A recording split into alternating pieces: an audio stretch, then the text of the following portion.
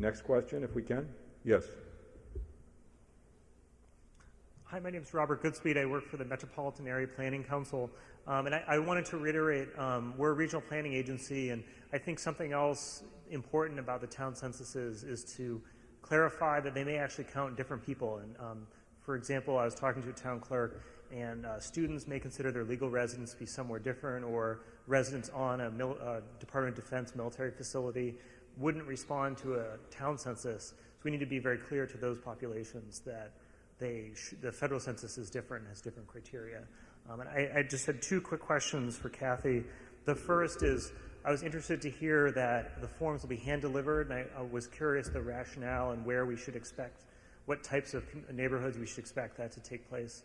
And the second was, are you doing any special preparations for communities that may speak languages that aren't selected by national census as being the primary languages for the hotline and other materials?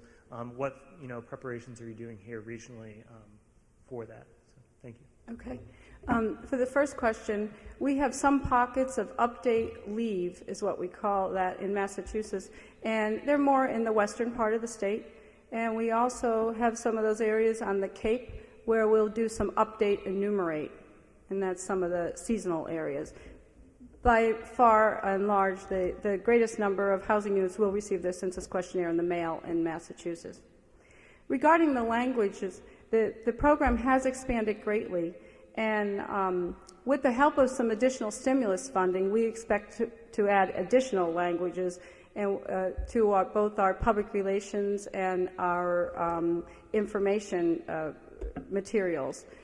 We are counting on the expansion of the partnership program to also help fill in the gap for some of the languages.